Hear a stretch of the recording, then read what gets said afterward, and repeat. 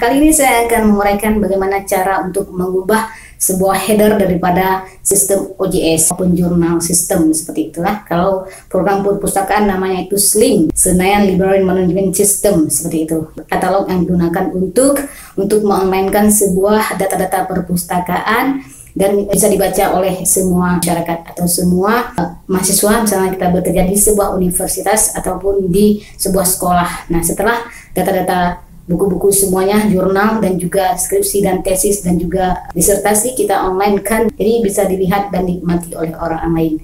Nah, namun hari ini saya akan menjelaskan bagaimana cara mengubah header daripada sebuah OJS, sistem OJS ya. Jadi kita bisa merubahnya dengan menggunakan admin kita sendiri seperti itu ya, dengan menggunakan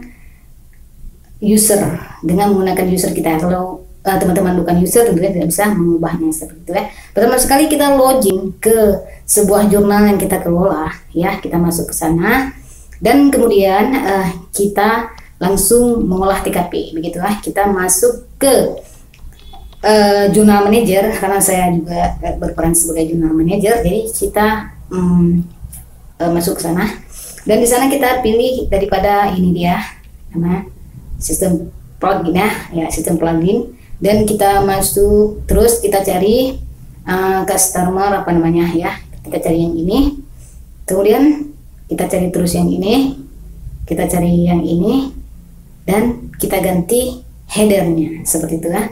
Nah, sebenarnya kalau kita mau belajar semuanya kita bisa. Sebenarnya saya bukan jurusan programmer, bukan jurusan dari itu, tapi karena saya suka dengan teknologi seperti itu ya. Jadi saya belajar sedikit-sedikit. Buat teman-teman yang mungkin ingin belajar, ya belajarlah pelan-pelan. Insya Allah bisa apa yang ingin dipelajari seperti itu. Jadi cara mengubahnya gampang sekali, cuman 1 detik, berapa menit lah kalau kita sudah bisa. Tapi kalau belum bisa, kita harus membaca terlebih dahulu untuk kita bisa mengedit sebuah header daripada jurnal teman-teman semuanya ya. Jadi keuntungan daripada kita menggunakan OJS ini semuanya bisa kita lakukan di sini. Kita bisa melakukan reviewer, misalnya seperti nanti di web ini kita berikan sebenarnya dalam kita mempelajari sebuah program, misalnya kita mengenali sebuah program, terlebih dahulu kita harus mengenali dia secara mendetail dan mendalam. Nah, di sana kita sebagai apa dan kita sebagai apa. Jika kita tidak tahu, jadi kita sulit untuk mengotak-atik sebuah program begitu kan. Susah kita merubahnya seperti itu. Karena setiap program itu dia memiliki CSS-nya untuk kita rubah tampilannya dan sebagainya ya. Jadi menu navigatornya kita ganti sesuka hati kita, bisa kita rubah semuanya. Namun jika kalau kita tidak tahu di jurnal itu kita berfungsi sebagai apa, misalnya sebagai editor, sebagai jurnal manager, misalnya saya tidak tahu ya, dulunya saya tidak tahu kalau saya berfungsi itu seperti apa, karena saya bukan dari jurusan itulah programmer. Tapi setelah saya pelajari, insya Allah saya sudah bisa lah seperti itu ya. Jadi kegunaan dari editor itu apa? Ternyata editor itu dia berfungsi untuk memeriksa layoutnya dan sebagainya daripada dan juga isi-isinya gitu kan, untuk apa namanya, bisa dipublish sebuah jurnal yang sudah dikirim oleh dosen atau juga karyawan seperti itulah. Sedangkan fungsi jurnal manager itu ternyata dia untuk mengotak-atik isi bagian-bagiannya tertentu semuanya, misalnya tampilan ini itu dan sebagainya, dia bisa mengeditnya. Tapi mungkin editor juga bisa seperti itu ya. Jadi kalau kita tidak tahu fungsi daripada kegunaan dari jurnal manager ini, maka kita tidak tahu bagaimana kita harus bekerja seperti itu kan. Karena memang kita bekerja yang tidak sesuai dengan jurusan terlebih dahulu, kita harus diberikan pelatihan-pelatihan supaya kita lebih mengenal daripada program tersebut gitu. Kita menguasai, misalnya seperti saya bukan jurusan programmer. Saya pikir kalaupun jurusan programmer kita juga harus belajar juga kan, karena kita tidak tahu juga fungsi-fungsi daripada program tersebut yang kita online-kan tersebut seperti itu ya. Karena ketika belajar di jurusan programmer mungkin ya cara-cara edit-editnya bagaimana gitu kan. Sedangkan nanti setelah terbukti setelah kita real bekerja di sebuah lapangan kan bisa saja bukan program yang diberikan dari kita berkuliah itu, tetapi program lain. Umpamanya orang teknik yang jurusan programmer kan, kemudian dia bekerja di sebuah perpustakaan, tentunya dia harus menguasai program perpustakaan tersebut begitu ya. Nah, demikian juga saya harus belajar daripada program-program tersebut, supaya kita bisa paham bagaimana fungsi-fungsi dari semuanya dari OJS ini. Jadi kita bisa belajar gitu kan, ini untuk apa, ini untuk apa gitu. Jadi harus dibuat sebuah pelatihan untuk mengenal gitu kan, untuk mengenal daripada fungsi-fungsinya begitu kan. Kita bisa pelajarinya tapi pelan-pelan gitu. Kalau butuh secara mendadak otomatis kan kita tidak bisa. Jadi kalau seseorang itu tidak dilatih, tidak diberikan pelatihan dan sebagainya di sebuah maksudnya pekerjaan kita, otomatis kita tidak bisa gitu kan, karena tidak pernah mengenal seperti itu kan. Tapi kalau kita sudah mengenal, sudah tahu, insya Allah akan lancar seperti itu kan, akan tahu bagaimana cara untuk bekerja sebuah program begitu ya. Karena sebuah program ini dia itulah kadang-kadang orang tidak mengerti ya.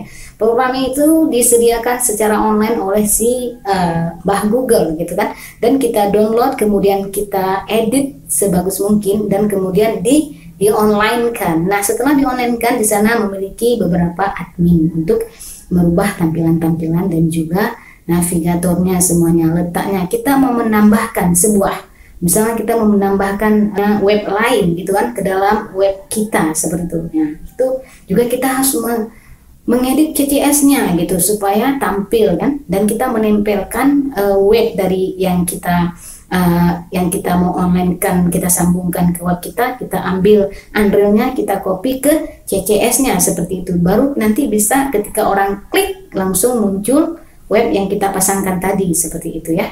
Jadi sampai ke sana kita harus belajar semuanya. Seperti itu teman-teman semuanya. Mungkin inilah ceramah singkat dari saya dan padat kita. Ya mungkin berbagilah pengalaman begitu ya.